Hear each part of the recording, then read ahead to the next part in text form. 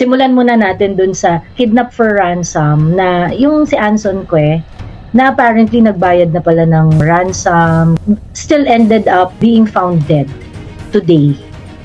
Ito yung kinidnap na yung kapatid ni Richard po nagsalita na merong kinidnap, ganyan-ganyan, and nobody's talking about it. And apparently, mukhang maraming mga ganitong insidente sa Filipino-Chinese community. No one's safe. No one's safe now. Even yung mga mayayaman na may ways to protect themselves. We are in a serious shit. Sabi ko sa inyo, 10 out of 12 daw ay Chinese, sabi ni Itsilvi. Well, I'm really sorry, no? The Filipino masses were enraged about Duterte being kidnapped. Tapos ngayon, pag kayong kinidnap, kami magpa-participate sa dalamhati ninyo. Filipino president was kidnapped. Hindi kayo nakijoin sa amin, tapos gusto nyo, kayo biglang bibigyan ng attention, ay... Yeah, it's actually a perfect time to turn the table on the Happy Toothpaste CEO. Ngayon, ano-ano ka, Happy Toothpaste President. Si Cecilio Pedro, sabi niya, the ICC is just doing its job. Tapos ngayon, nagre-raise siya ng alarm dahil tumataas ang kidnapping sa Chinese-Filipino community. Who made the Chinese safe in the first place in this country? Tapos yan, sinabi niya yon after ng dinner na ginawa sa kanila ni Lisa Marcos. Ano masasabi ko? Gusto ko I want to sympathize with the kidnapped victims, with their families. I really want to. Pero nasaan kayo nung presidente ng Pilipinas kinidnap? Presidente yun, at tapos feeling ninyo safe kayo. Presidente na nga nakidnap eh. Tapos ang sasabihin lang nung isa sa mga leader ninyo, the ICC is just doing its job? Ulul! Correct. So I think that the Chinese chambers of commerce should recalibrate, no? If you want to protect your kind, you have to recalibrate your stand. The president of your civic organization is not questioning the kidnapping of the president. Na dapat okay lang daw 'yun, ganyan. 'Di ba? Ay ko no. Well, baka karma. Bala kayo. Problema mo na yung Cecilio Pedro, yung presidente nga hindi safe sa kidnapping, kayo pa. Correct. Yung ito kasing situation na to, pag nag-trickle down nga sa ordinary Filipino, kasi syempre parang ito may pang ransom, hiring mag-hire ng security and things like that. Yung underlying consequences kasi nito, pag tinarget ka ng masasamang loob dito sa Pilipinas, wala kang laban. That's how we are now. Pag tinarget ka ng masasamang loob dito sa Pilipinas, wala kang kalaban-laban. Wala ka talagang laban. Ang tanging panlaban lang talaga natin ngayon ay social media. Correct. At pagkatapos, ginagurger pa. Social media na nga lang, ginagurger pa. Tayo kasing mga commentators, tayo ay mga salamin. Ano mang ginagawa ng salamin? It reflects. Kung totoo ka talagang salamin, pag binasag ka, dadami ka at lalo kang magiging mas tusok. Ayun ay kung totoong you're really reflecting on what's really going on you're reflecting on what's going on the country at hindi ka lang yung jukebox. Kasi ang jukebox, pag winasak ang jukebox, wasak na rin yan. Wala nang tutugtog dyan. Pero pag ang salamin, binasag mo, dadami yan. At lalo mas magiging tusok. Ginurgur na nila yung isa mong page. Ang problema, lalong dumadami yung following. I think there is a good portion of Filipino-Chinese community who are very, very supportive of PRRD and what happened to him. It's just that, hindi naman, totoo naman to, hindi lang sa Filipino-Chinese businessmen, no? Kahit yung mga Filipino businessmen. Ang dami rin kasi ayaw magsalita. Kasi nga, ayaw nilang magurgur sa administrasyon ni Bongbong Marcos. So, they would either accommodate or they will make sip-sip because that will be good for their business.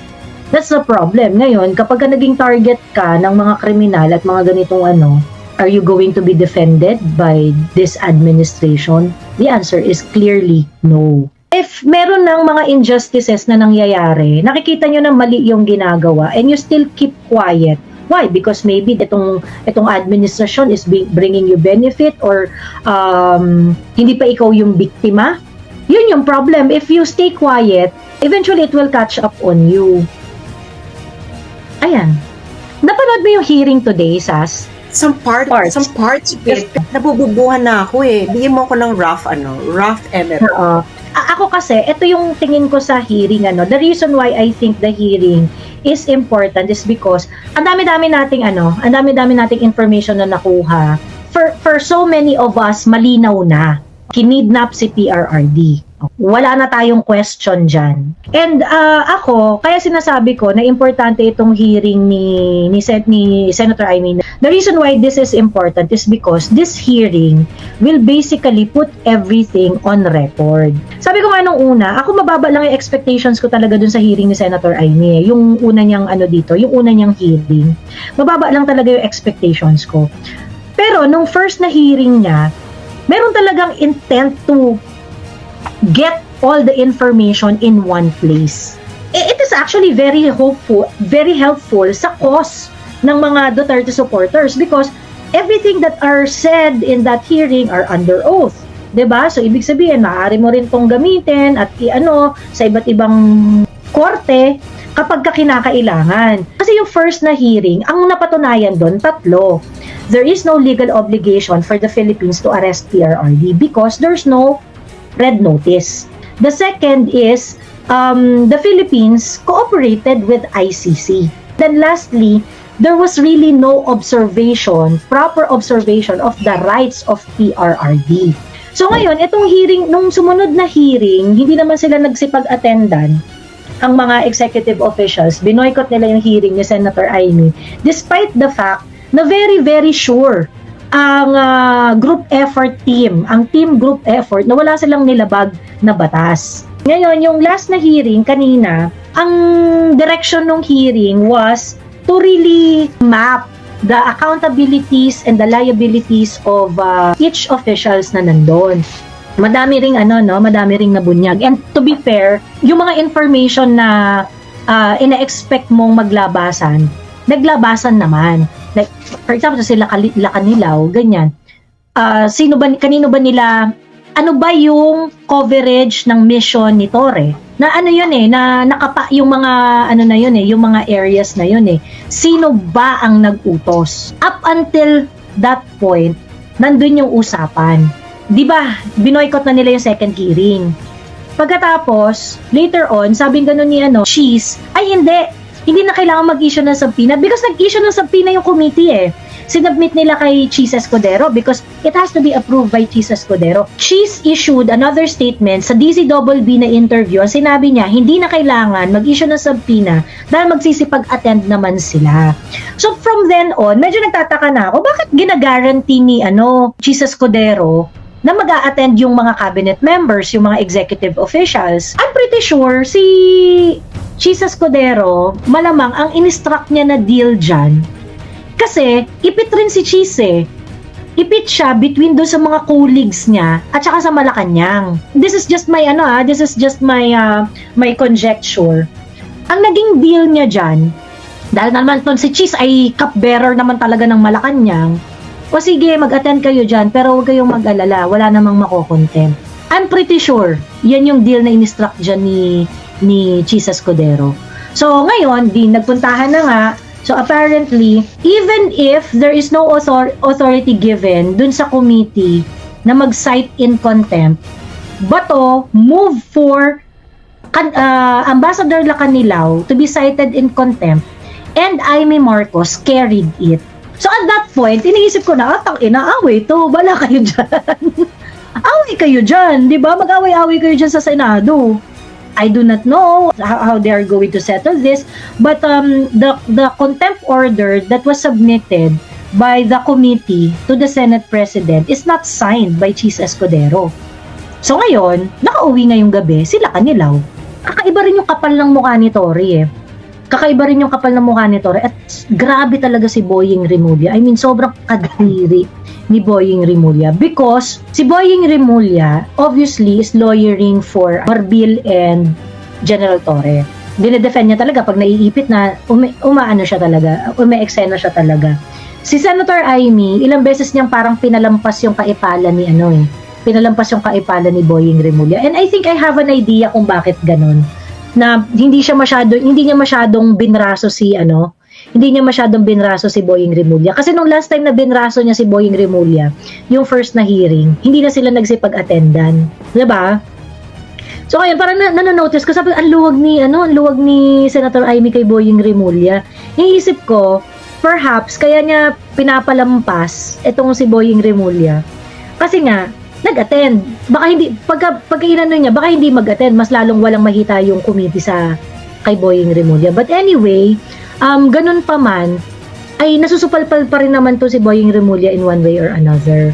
Si Torre, apparently, inamin niya na hindi niya pinagbigyan si Inday Sara na makita yung tatay niya. Hindi niya pinagbigyan si PRRD na papasukin ng anak nito para magkita sila dun sa Villamor. Inamin rin ni Torre na hindi niya pinagbigyan ang request ng pasyente na makakuha ng medical attention sa preferred niyang doktor. Grabe yun ha, sobrang grabe yun. And there were criminal liabilities dun sa mga pag-amin niya na yun. Kaya sabi ko, itong hearing ni Senator Amy, ang daming na-extract ng mga information, may mga admission na nangyari na kung saan dapat ito si General Torre ay kasuhan na right after nung hearing na yon at talagang mapadala sa kulungan. Because it can't be like that. Tingin ko si Torre para siyang para siyang may psychological problem. Grabe siya ka-determine magsinungaling. Sobra siyang naniniwala dun sa mga sinasabi niya na yung mga sinasabi niya ay tama. Nakakaloka. Biruin mo he said that they believe that they did not violate any laws dun sa pag-arrest kay PRRD. And at the same time, sinasabi rin niya, inamin din niya na, hindi ko pinakita. I decided. Ako yung nag-decide. 2 stars ako eh. Ako yung nag-decide na hindi sila magkita. Naging discretion na niya. Kailan pa naging discretion yun ng arresting officer? Nakakaloka talaga. And anyway, ang hiling ko talaga after this hearing is that lahat ng mga nasa Duterte side ng mga abogado should start working now. I mean, we need to push back. Sayang to mga nag-unfold na to itong mga pangyayaring to So yun, tapos inadmit rin ni Boying Rimulya that they surrendered PRRD. They surrendered PRRD to ICC. So, what's gonna happen next? I do not know. Grabe, alam mo kung ilan ang binaba ng growth rate ng tourism from China? Minus 33.68%. Ayun nga, Chinese tourists sa Pilipinas, oo. So, less 30%. Bababa pa yan lalo. Bababa pa yan lalo. Oo. Bababa pa siya. So, talagang mauunahan na talaga tayo ng Cambodia this year. Diyos me. Ba't mo pipiliin yung Pilipinas ang mahal-mahal mag-travel dito tapos dami-dami pang issues? Ito nga recently, di ba, ang dami-dami mga kemehan, kidnapping, barilan, ganyan. Kerwin Espinosa was shot today. Justice! Buhay naman. Justice naman? Buhay naman, hindi pa justice yun. Huh? Binuhay pa? Buhay. Pero dito yung tama. Ang corny naman. Delikado dyan sa Pinas, daming kidnapping. Actually, madaming may mga, ang dami na nabibiktima uli ng mga foreigners Siyempre, hindi natakot. Kasi nga human rights. Mapoprotektahan ng human rights ng mga magnanakaw. Taro. Hayaan mo sila, ginusto nila yan. Diba? So, kung sa tingin nila, makakabongga sila sa kanilang eksena sa buhay, give lang ng give.